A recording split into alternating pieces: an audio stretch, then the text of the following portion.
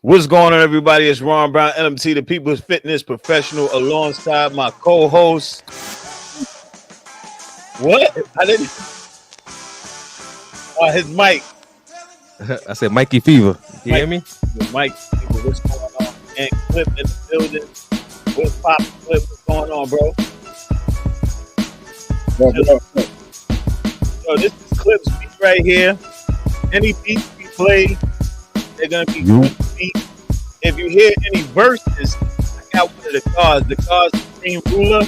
I got his music to start on this podcast going forward too. So the music is gonna be the Supreme Ruler's music and Clip's music together. I'm gonna feature your mic cutting out, B. You talking to me? Yeah. Y'all heard me? Yeah. Perfect. All right. Perfect. Can you hear me? I hear you perfectly. Yo, check it out. We're back. Tuesday night. We're back on it. I don't know where Trev is. I don't. Shawnee's OT. I think something like that. OT. Overtime. Thanks for all the viewers, those who are watching. Awareness Daily in the cut. What's up, brother? What's good? Awareness Daily. Awareness Daily is always supporting. I really appreciate it. Awareness Daily. I just want to let everyone know, like, comment, share, subscribe to the channel. Yes. This is our hip hop or music Tuesdays. We do every Tuesday.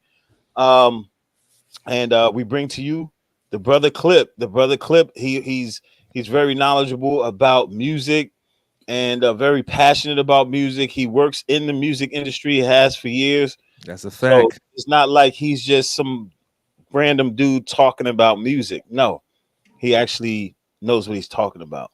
So that's why we have him here. He's a heavy hitter. For me, he's one of our heavy hitters. He's one of our heavy hitters. That's Easy Mo B of Harlem right there. Something like that. I didn't even think of that. Wow. Mo B, legend. Shout out to him. Hold on 1 second, y'all. Yeah, so Trev is in the building. We got Trev in the building. Let me see. Oh, everybody. What's going on, Trev? Trev. What up? Trev is also a person who's gone to school for, again, can you say exactly what you want? It's called communications. Okay, which type? Because you got multiple types of communications. Well, I went for broadcast communications. Basically, that's dope. Media. So TV, radio, everything under that umbrella. Oh, I went to school for visual communications. So graphic design, photography, all of that, That's what's up. So these guys are professionals. Everyone on this podcast is a professional. I'm a fitness professional. So I'm going to give you a tip today. If you don't, I'm going to just start doing tips every Tuesday. Tip Tuesday. So I got out of shape a little bit. I'm getting back into shape. So tip number one, if you're just starting to get back in shape, take your time, take it easy. You don't have to lift really heavy to start. You don't have to run really fast to start. You can set it off with walking on the treadmill. You can set it off with doing a couple push-ups here and there, a couple pull-ups here and there. Don't overexert yourself when you're just starting out. So that's how I set that. That's the first tip of this podcast. So now I'll start giving tips moving forward. So we're going to talk about it, go straight into Hurricane Chris, because that's the first person that's on the lineup here up top. So Hurricane Chris came out, diss 50, not necessarily diss 50 Cent. He kind of spoke out about 50 Cent going to Shreveport, Louisiana, and just setting up shop there to do his comedy show and not book any artists from Shreveport or even Louisiana, and come to find out he was all wrong about it. Hey, baby. I saw like Master P come out. Who else was out there? I heard Fredo Bang was out there. Fredo Bang was out there. I don't know who else was out there. But a lot of black businesses from Louisiana that was out there. There was a lot of jobs that people had working those events that was from Louisiana. So a lot of people from Louisiana were there. I don't know why he went on this rant. Mm-hmm. I'm not knocking him. If he felt how he felt, that's how he felt. But he was wrong. But the same way you publicly go out there and try to expose somebody, I think we should publicly go out there and apologize. That's a fact.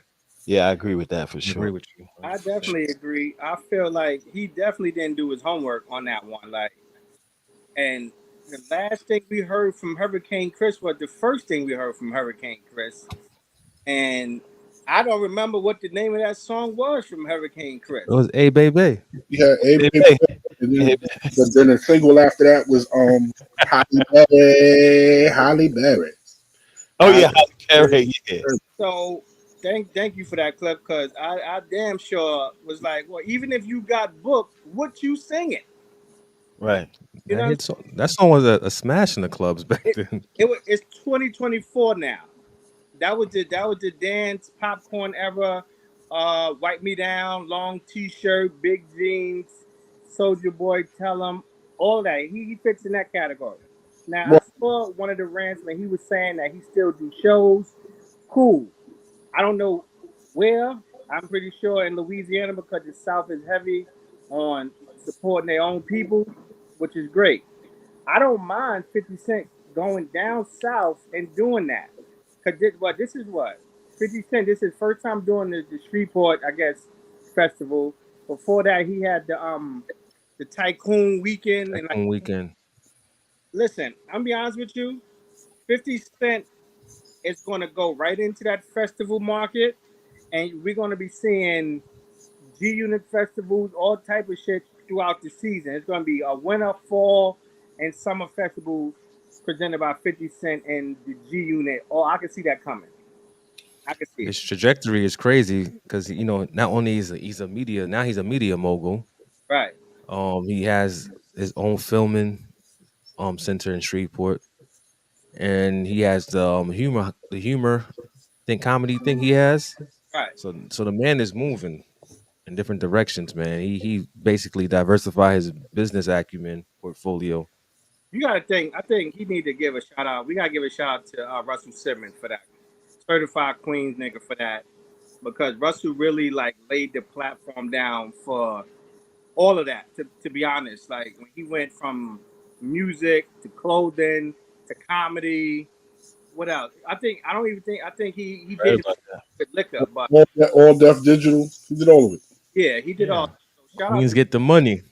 yeah, definitely. He's the blueprint of the basically the He's you know their tutelage, the entrepreneur CEO type of guy. He's the blueprint for our culture. true. Yeah. Right. That's a good point. I want to know how they to look. Maybe reading their books will help me, because starting from the bottom is really no joke with being an entrepreneur. But anyway, A brand. but Hurricane Chris. So what would you say? Hurricane Chris was wrong, right? He was out of pocket. I thought he was right until I saw Master P come out. I said, oh wow, I'm wrong. You But know what I mean? with that, what's the girl name? Linnell, the Yeah, comedian. Lunel, yeah, I heard about her. She felt the way too, because she felt like she didn't get called, and 50 Cent had to correct her. Like, listen, I spoke to your people.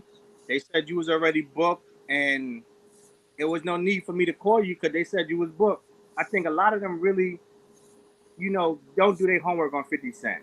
They said what they said, cool, but they really didn't do their homework on just that whole Shreveport. What is it? What was it? A festival?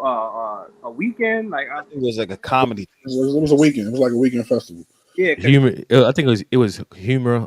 Harmony. Yeah, it's a comedy festival where he brought out Cat Williams, Michael Blackson, I believe, Dave Chappelle. now let me say this though, while we still on it, 50 Cent is a petty dude. I was gonna say the N word, but I know we, being professional. 50 Cent is petty because I saw the picture with him, Christopher Williams. Uh, what's the other dude? Um, uh, Albie Shaw. Everybody from like Uptown Records. There's a picture. He I keeps was like, yo, he's taking, Petty is like yo, I just saw that. I was like, yo, he's real petty and still stays in pocket with his pettiness. Like he's not getting his feet off nobody's neck with that one. Shout out to Christopher Williams, man. With 50 is people pop. You gotta remember 50. They tried to blackball him. Yeah. Like a lot of people forget that there was a point in time where he was on the come up, trying to make his way, trying to get out the hood, trying to do what he was doing, and they blackballed him because of his drama that he had with people in some people that was in the industry at the time. He had a little issues with and on some street stuff, and they tried to blackball him. Yes, they did. When you want to come up and you see these dudes trying to blackball you, you don't forget that. So any chance he get, he gonna rub it in your face. Like I'm that same guy that I once was, but I remember everything. The thing with 50 is I love 50 personally, but the thing with 50 is the best way to beat 50 at his own game is don't say nothing to him. Because he got the energy to keep the. And you do what you do, and keep it moving. Like Linnell, my thing is in this era where. Why are people so quick to run to the internet to try to expose somebody? Don't expose him. I don't know why you do it with him. He wake up. I don't know who we give him the look just what they said because they do it all the time. He's quick. Everybody be tagging him. Yo, 50, look at this. Yo, 50, look at this. And he just see it when he get in his phone. Like, all right, this is what we doing. Okay, cool. And he always got a response immediately. Yeah, I love it. Let me tell you something. When he add podcasting to his weekend and his festival, we in there. NYP, we there definitely. Yeah, we definitely in there. Yeah, I have nothing but the amount of nothing but the amount of love and respect for 50 Cent. Don't wake me. That man came out of a war in the streets. Yeah. To get the way he's at. He was supposed, and technically, the way they was coming at him, he was supposed to be dead. That's a fact. Right? And the fact that he survived and became successful without those cosigns from those other dudes, he had to go out of town to get his cosign. The West Coast. He had to go to Dre. About that, like he had to go to Dre and Eminem and all of them to get his cosign because cats in New York was treating him like shit. So I respect him. I respect his grind. I respect his hustle. I respect everything that man has done. I have nothing bad to say about 50. Just leave him alone. What do you think about Hurricane Chris and his music catalog? And don't forget, Hurricane Chris, you wore flatters. You had a commercial. He had a commercial. Hold on. Commercial for flatters.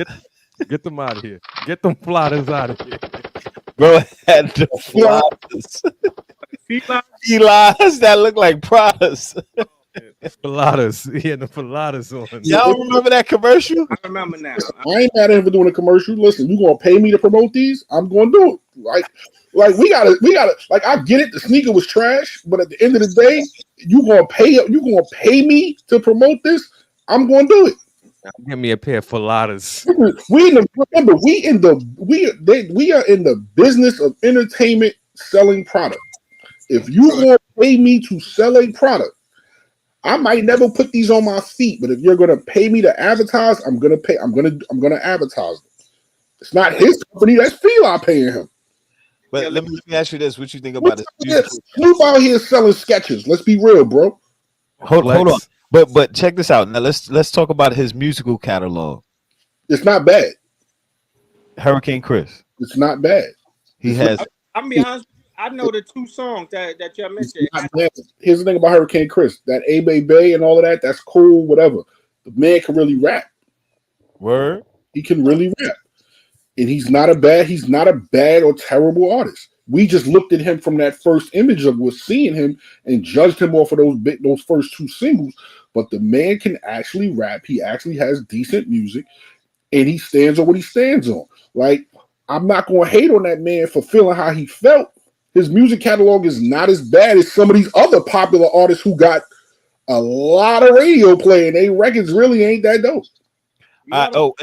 Just to add to that, I listened to Sexy Red and Ice Spice over the weekend. Sexy Red is Ice Spice is trash, and Bruh. I'm retracting. I'm retracting that my statement about Sexy Red being actually sexy. I saw a recent picture of her. It looked crazy. Yeah, she was looking like Moses Malone. She was No. We get it. Crazy.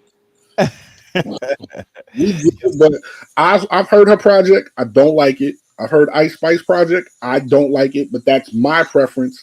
That's my individual. I'm not telling people not to listen to them. I'm not telling nobody not to enjoy what they enjoy. What they enjoy.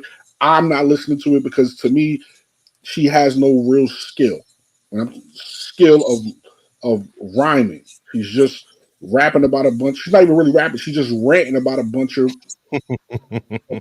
sexual, like prostitution type of rap. That's what I call that. Right?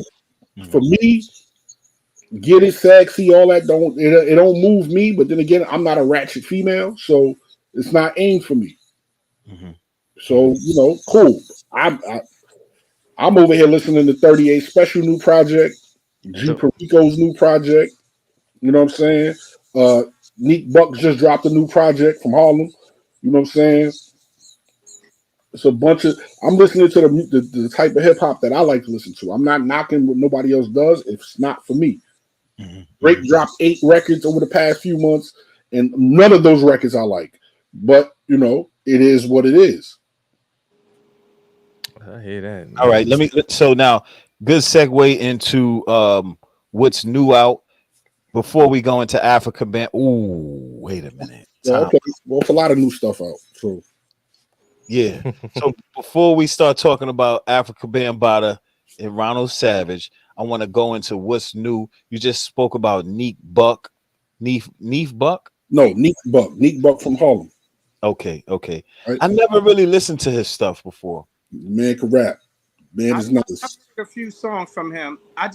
My thing with him, I think we get confused with the Neef Buck and Neek Buck. It's like it's literally, and then I don't think he gets a lot of promotion since I think he signed with what's the dude name?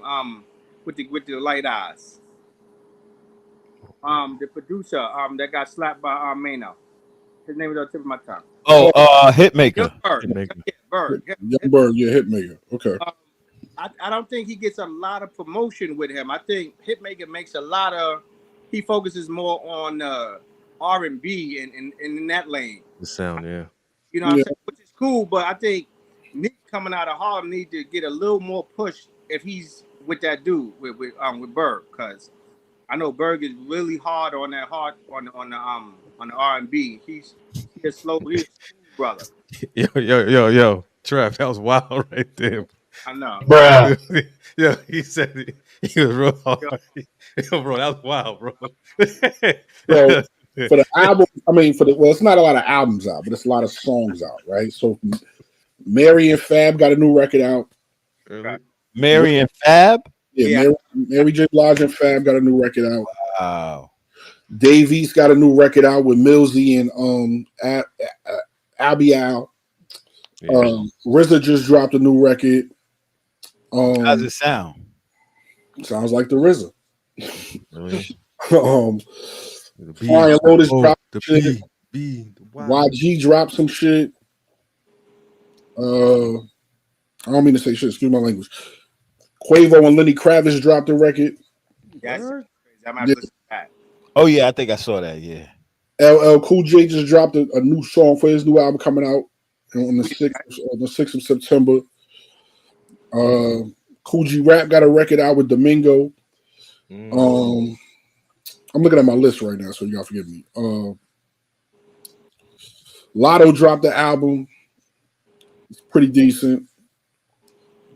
Who else? It's a bunch of artists that dropped. Like it's a lot.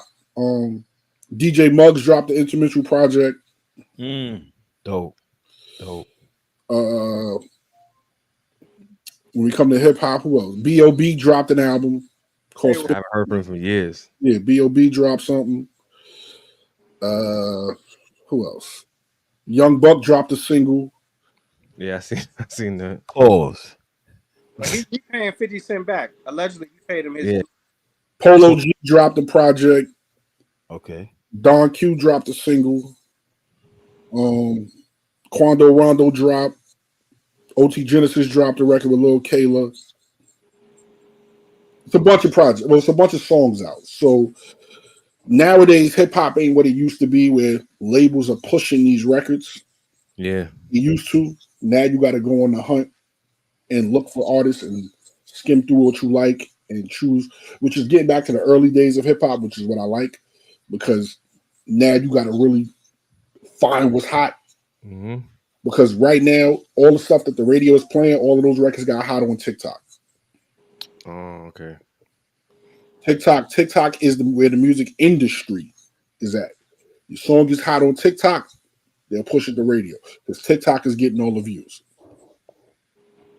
So if you got if some kids is out here doing little dances and skits or whatever, and your music is playing on TikTok, 9 times out of 10 you're gonna get a label push. Yeah. I see that with this artist Black Mayo, who had that one song on TikTok. Yeah, like it ain't the days of street teams and that type of promotion. Them days is over. The internet is the promotion, and you gotta hope and pray that whatever record that you put out there gets caught on by these young kids that's willing to push these records and get your name known. Yeah. Now, whatever happens after that, business wise, that's between you and whoever you're doing business with, as far as artists and producers. But that's the goal nowadays, is to literally try to get your records pushed on TikTok. Not to go off topic, man. You know who I feel didn't have their moment to really shine like that, but I do enjoy his projects is Vado. Vado just dropped a freestyle with a young boy. I forgot the young boy name, but he dropped the On the Run. I think it was On the Run freestyle. Yeah, one of the ones where had the yellow hoodie on. Yeah, it was coming. It's called Coming of Age. So it's like the new age coming of age, like the record that Hove did with Bleak. Yeah, young boy. That was fire because that young kid. He reminds me of somebody. He sounds a little like Meekish to me. Not, I don't want to say flow, but his tone and that his vocal tone. Yeah. But the song, that joint is fire. They need to release that. They need to release that as a song. That's fire. Yeah, I like Vado, but I feel like Vado got replaced when Dave East came out. Cause I like that. Just listen to me, Clip, real quick, because Speaking in Tongues was the thing, right? When he came out, Vado came out with Guns and Butter, which was a dope mixtape, a classic. Ric Flair, that track Ric Flair was crazy, and he's a great storyteller. But I think when Dave East came out, Dave East was looked more like as a sex symbol to the women, and when it, I don't think they probably looked at Vado. Okay, he's cute, but Dave got a little more sex appeal, and you could place him places. You could put him places. He's on TV. He got ads and stuff like that. I hear what you're saying. I get why you say that, but I don't think Dave East replaced Vado. I think Vado made the wrong business decision when he went to go sign with DJ Khaled. Yeah, that wasn't a good move right there. Most definitely. I think this bridge with Cameron. Yeah, I think he was about to be smoking hot, having chicks and all of that when he was rhyming with Cameron. Yeah, you right. They had their little business fallout or whatever. Hey, yo, mama. DJ Khaled, that didn't work out. Then he ended up on Love and Hip Hop. Or no, not Love and Hip Hop. What was the Couples Therapy? Couples Therapy. Looking bad. He hemmed up Tahiri, and that made it look a little bit worse for him. Yeah. You're right, Cliff. I ain't gonna hold you. You're right about that. Like, I'm not like, and Vado's my man. So like, I just feel like he went independent now. He's independent. Well, no, he's not independent. I think he signed to Mary now. Mary who? Mary J. Blige. Oh, okay. Right. So he's doing stuff outside of hip hop. Like he got his own juice bar in Hackensack, New Jersey on Main Street. Like he got his own independent. He got another label like that he's doing. I think Live Right. I think that's what it's called or something. What about that long run? What about that run thing? I think that's what it's called, the run. Live Right on the Run. One of them things is called. And he's I think he's trying to find young talent now. I think that's a smart move for him to do that, being that he's becoming an older artist. Now let me ask you this real quick while we still here. Do you? I think this is part of the culture thing, right? And I feel like that word culture is thrown around so much, but do you? I don't feel like a lot of these rappers understand the business of the industry. I don't think nobody understands the business of the industry. Not what today specifically, but I just don't feel like a lot of them have that business mindset to be like, all right, this is my label. I'm going to run this label. I'm going to also be an artist. I'm a signed artist. You know, it ain't like the Rockefeller Bad Boy days where, you know, dudes came off the street, but they understood business because they've been working in some type of business, which was a shady business at one point, such as the music industry. I don't feel like a lot of these artists that go into that lane of executive really don't understand what it takes to be an executive. So then they backtrack and go back to being an artist and then just have your other artists fall by the wayside. Well, I think the industry has changed in what executives are nowadays. So I think that the days of the older executives from the Rockefeller days, the Cash Money days, and all that is a whole different era, because most of that was funded off of, street money. Right. Where they were actually selling physical product. So in that era, CDs and cassettes and all that, vinyl was still a hot commodity. Where in today's era, you can sign an artist, but now your artist deals is going to be through branding and other deals. It's not like a distribution deal, because $20 a year could get your music on any streaming platform across the world. So signing an artist, hoping to make them into a brand where you're getting deals like with Dunkin' Donuts and KFC and things like that, where you might not have a smash hit record, but you got enough to where you can get some sort of branding money. I got what you're saying. You know what I'm saying? So I don't think that the artists, the way that we used to look at record labels, we can't look at it like that no more, because that era is completely done for. Now I want to move on to the next subject, because we kind of like went on a tangent a little bit, but that's cool because we got a lot of good information out of that. Now, moving on to Afrika Bambaataa and Ronald Savage. I just want to say this. Now, Afrika Bambaataa, everyone in I don't want to say everyone in New York. I know when I was outside and moving around, you will always hear things about Afrika Bambaataa, might be, you know what I mean? LGB, I forgot. A broken wrist. Yeah. It was kind of anyone of you heard that before? Like, just I've heard the story. Well, not the stories, but I've heard the rumors, shall I say, of people that's from Bronx River. Yeah, that he's always been kind of whatever. I don't know for sure. I don't even know if they know for sure. I think, a lot of people just go off of word of mouth and they run with it. But I've always heard that he was kind of like a little weird and off, and nobody really ever seen him with a girlfriend. That's what I've heard. I don't know how true that is, so I'm not going to make no accusations, but that's what I've heard. That's what I heard, man. That's what I heard too. Before this thing happened, right? I'm gonna just say this, man. This is gonna be a little funny. No disrespect to nobody, yo. But one time, man, Afrika Bambaataa used to always be in the National Black Theater with the Moors. Hold up. He said, bro, the guy is... I need glasses now, y'all. This is crazy. Bro, the guy is gay. I mean, we don't know if he's gay. But now check this out. I remember always, going to the National Black Theater, man. I was there with the Moors. I was there with the New Black Panther Party at some point as well. Man, I was going there because I had something going on called the Universal Indigo Children. It was a community effort in Castle Hill, Parkchester area.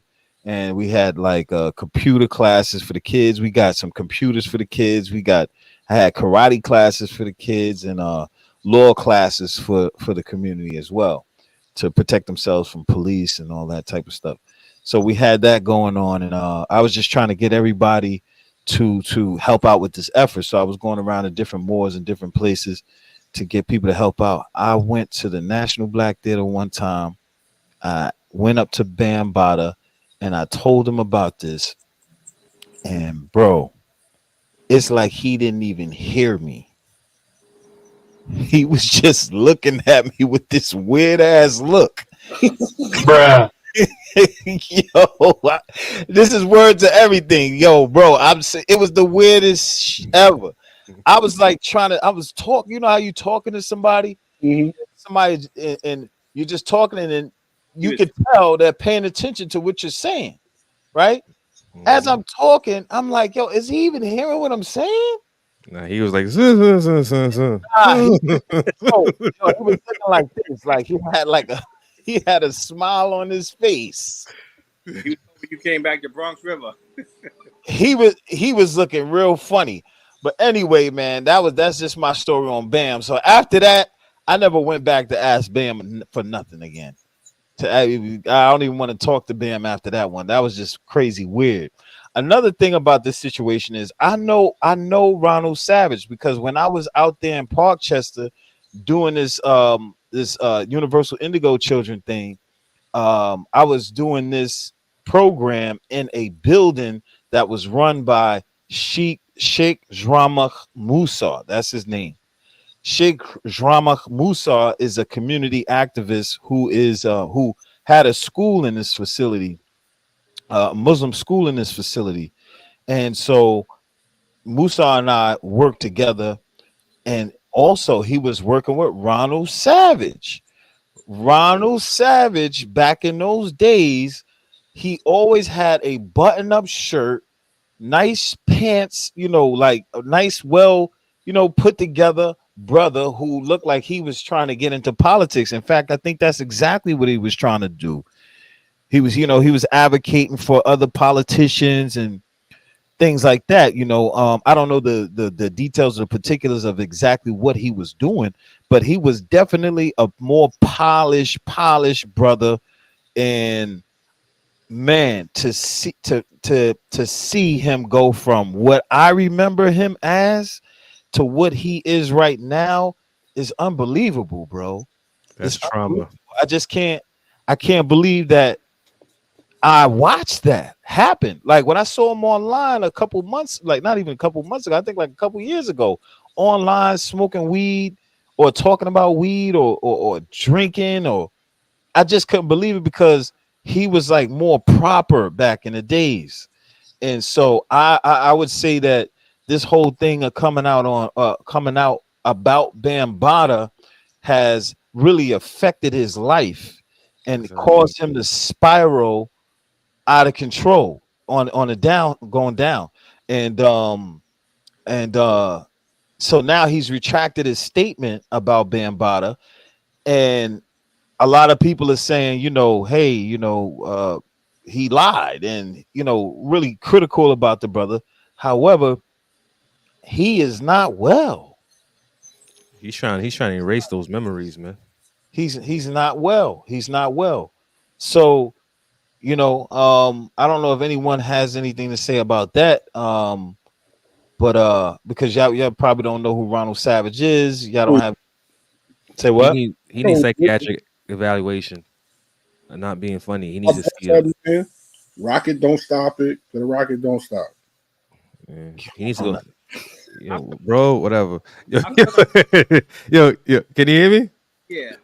He needs to see psychiatric evaluation to go to some kind of counseling because it's trauma, and this probably fractured his identity as a man.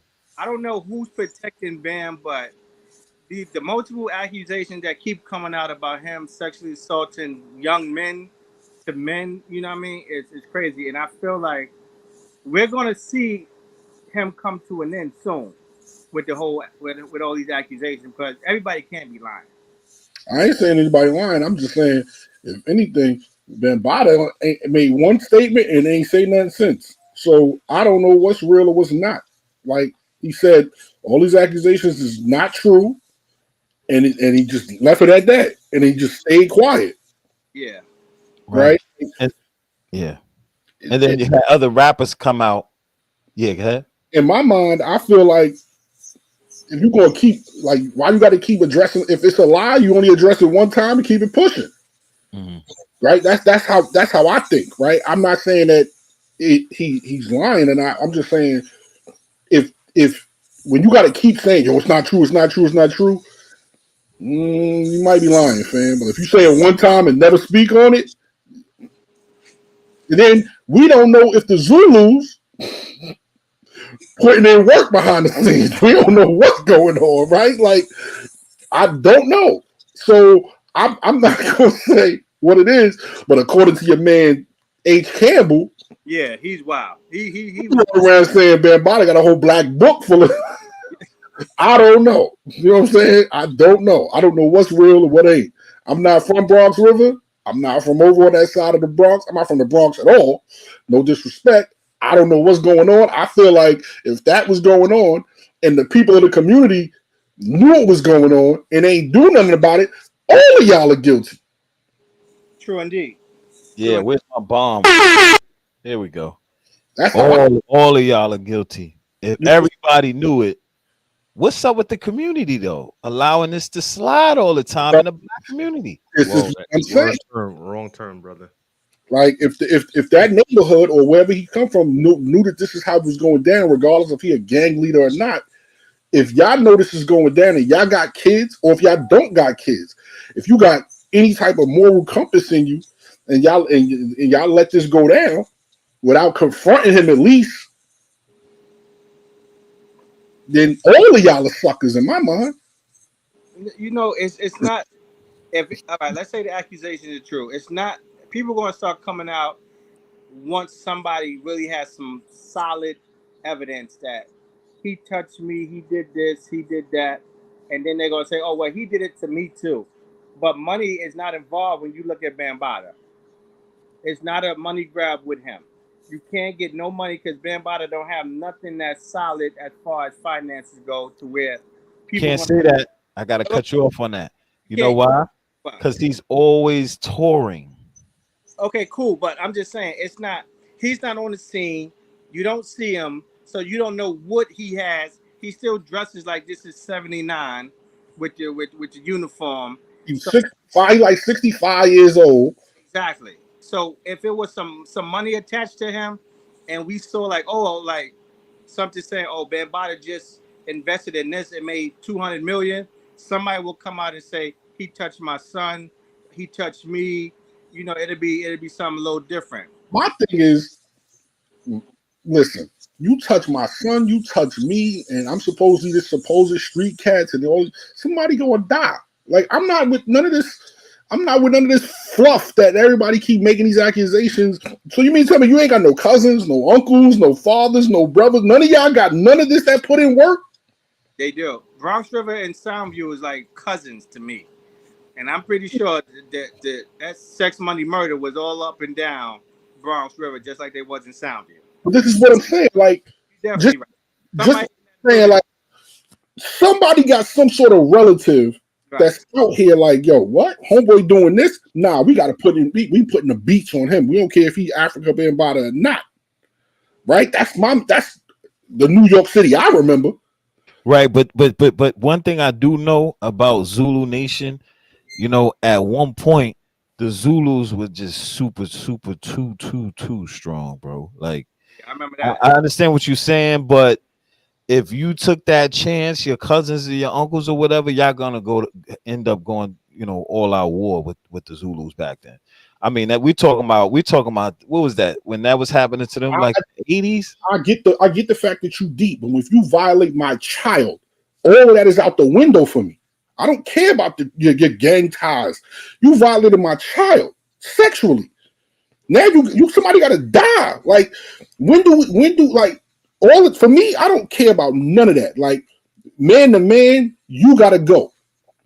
Period. That's it. Like, I'll take whatever comes with it.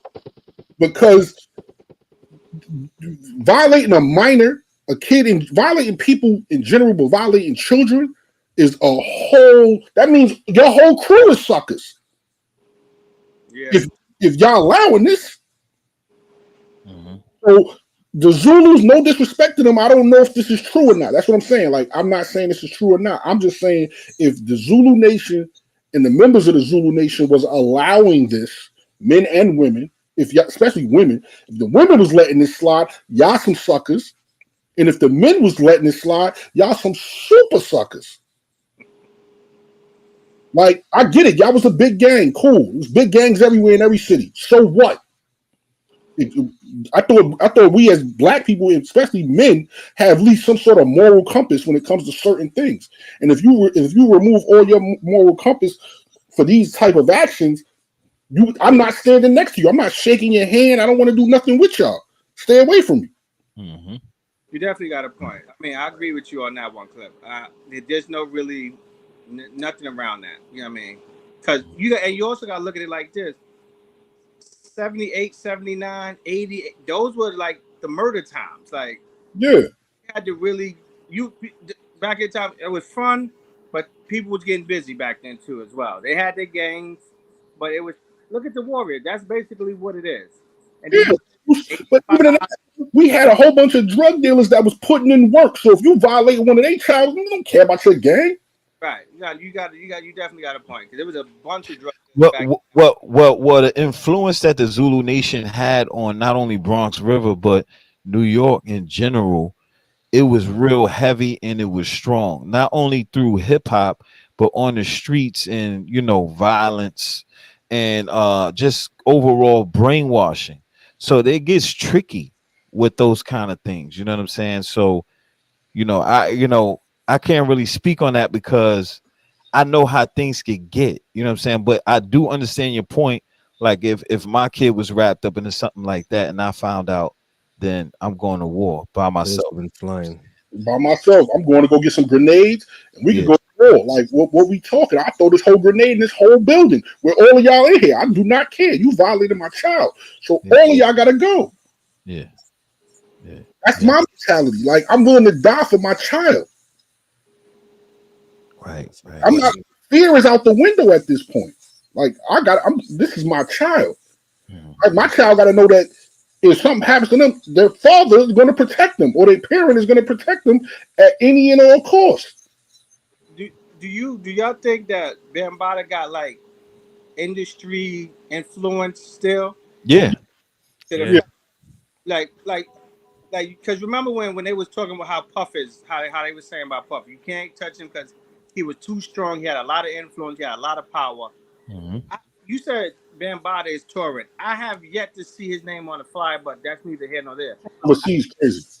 Oh, so so that's why. But I'm just saying, do him having that influence on the industry is probably the reason why he's held to such regard where they don't even bother him with these accusations. They call him the godfather of hip hop. I get that. So I don't know because,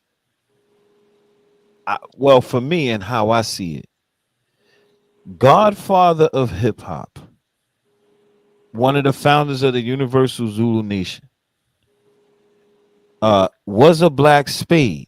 He's deeply entrenched in New York culture, music, the industry, streets.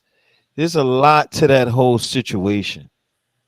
It's a lot to that whole situation. That's something we don't have to get back to it like a part 2. Yeah, for real. Definitely. He's just a myth at this point to me. I've been to concerts, all type of old school concerts. I love them. They will not put him on no bill in New York City, and I'm assuming because they know something more than we know. That's just my assumption when it comes to him performing or just being present at any of the 50th hip hop shows. He should have been there. Well, he was at this thing that happened in the Bronx just recently. That's where he was found with that march. Huh? That march with KRS-One. With KRS-One, right. Yeah. Right. So he was just at that. Happy birthday, KRS-One. Today's birthday. Oh, yeah, true. Happy birthday, legend. Oh, wow. Happy birthday. How old is he? 60? 58. 58. See, yeah. Yeah, he's almost there. Now let's go into DJ Vlad, Marlon Wayans, and then we'll close off with YG and his Peace Walk. So we were going, Clip and I were going back and forth about Marlon Wayans and DJ Vlad. Now, what I was saying about Marlon Wayans. Now, my whole angle with this thing was, besides my own personal views, which I don't want to get into that because it's a lot, and we kind of pressed for time. But my thing was Vlad Marlon Wayans on the internet, in the space that we're a part of now, that Vlad is basically the godfather of. Marlon Wayans on the internet is not popping like a Boosie, like a Charleston White, like a Little Woody. So if he were to do an interview with Marlon Wayans, he would get views because it's Marlon Wayans, but I doubt he would break even if he paid that 40K that Now, Marlon Wayans were asking for. Now hold up. Let me correct, because I saw what. Now we saw partial of the clip of the headline. He asked for 40,000. He declined and got into an argument. But there was more to the 40,000. He wanted 40,000 up front, plus I think a third of all the sales from the views that Vlad gets. Right. And he was like, "Yo, listen, you get about 200,000 views total. You don't make enough for me to even negotiate that deal." Right. And my thing, I was like, okay, cool. What is he talking to Marlon about? It's not even that. My thing is, Marlon doing deals with Netflix for multi-millions of dollars. Your little 40,000 really ain't nothing to me.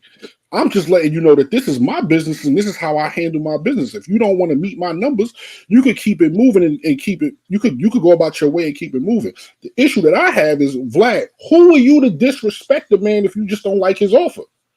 I mean, if you don't like his price, who are you to go out and try to downplay who he is and the work that he's put in over the years? You don't get this many views. I don't need views on YouTube. I'm getting views in real life.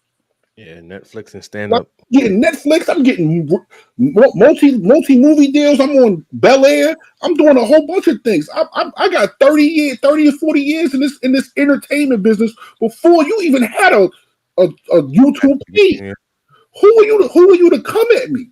Now, okay, all right. I hear what you're saying, Clip, but I've watched Marlon multiple times on his Netflix specials. Marlon is not funny. To you? Yeah, to me, he's not funny. It's fine. I saw and then I still watch In Living Color, right? Yeah. And his brother Damon, and Keenan are the funniest. You know that. And Damon, Keenan, Kim, and Paul Mooney was the writers behind Richard. Yeah. Some of the writers. So to me, okay, 40 is not a lot for Marlon. Cool. And you said the Netflix stuff. He's not. Here's the thing.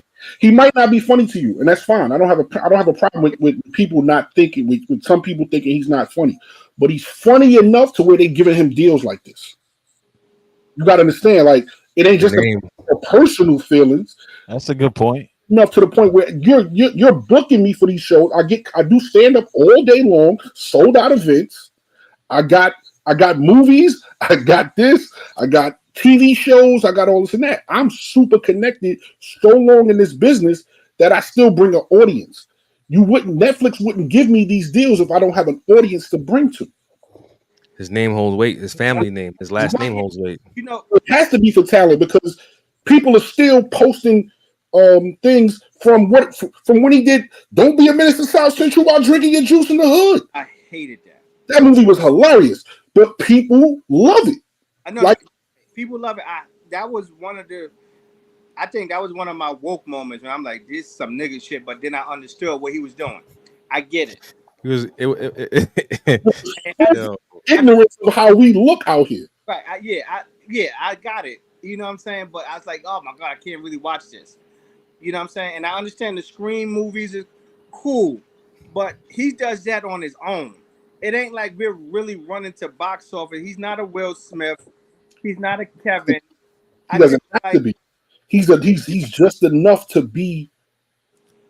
He's doing enough to where he stays consistently working. He stays with a check coming. He stays. We don't have to. Us personally, well, I love Marlon, but we don't have to like his stuff, right? He has a fan base that likes his stuff. Black, white, Asian. It's a bunch of people who love his type of comedy. His type of comedy is like spoof slapstick comedy. Some people ain't into that. He forgot he was Boogaloo, man. Yeah, you know what I'm saying? Like I'm still getting above the rim out here. Like Boogaloo. Like think about this. I'm getting checks from above the rim. I was in a. If you look at his movie catalog, he's been in 1 billion movies. His credentials, his resume speaks for itself. So it's like you do a specific job, right? This is how I look at it. If you do a specific job for 20 years, 20, 30 years, and somebody comes to you to offer you something, and you like, well, my price is this. That person can't get mad at you if this is your price. True. Right. This is what it is. And a vulture like Vlad, all you're trying to do is exploit me to get money in your pocket. So no, I want my money. But let me ask you this though. You're trying to exploit me. I'm going to get my check from you. Now, what are you talking about? Let me say this because I feel like I said, I think the culture word is thrown around a lot. I think the culture vulture term is thrown around tremendously. This is literally all right. We have set the tone. I'm talking about black people. We have set the tone when it comes to culture with music, fashion, entertainment, and sports. Like I said earlier, I don't think that we really know how the businesses run because a lot of us still want to be the first black to work for a white company. You know what I'm saying? Like, even though we created the culture and it's ours, they own it. And however you want to look at it, they own it. We may be the sole proprietors, the sole creators of it. They own it. We literally have to go through them. All these platforms are them, are not us. There's not one platform that's us for us, owned by us. And the moment that I think and we look at it, every time a black person owns something or builds something up, somebody white want to come and buy it, and it's a price tag that comes with it. And it seems like every black person has a price, but every white person has the money to give you that price. I don't understand. I don't know where the line was drawn or where we misunderstood with the I guess ownership of this thing, because we own nothing, literally nothing. And it's sad to say there's a lot of rich black billionaires, millionaires. We don't have a community, we don't have a hospital, we don't have nothing but the culture. And I can't get mad at Vlad for being a part of the culture because he's not a part of the culture. He's exploiting the culture. I don't look at him as being part of the culture. Now, okay, so if you say exploit, if they taking money for it, is he really exploiting them or are they exploiting themselves? Yes, because you're giving people money to exploit our pain, exploit our things. We just be doing sellout stuff. But at the same time, if you going like this is why I agree with Marlon. If you going to ask me who I am, you're going to ask me for an interview. I'm going to tell you a price, and if you don't agree with my price, okay, I'm still going to be working, so it don't matter. I don't have to give you an interview.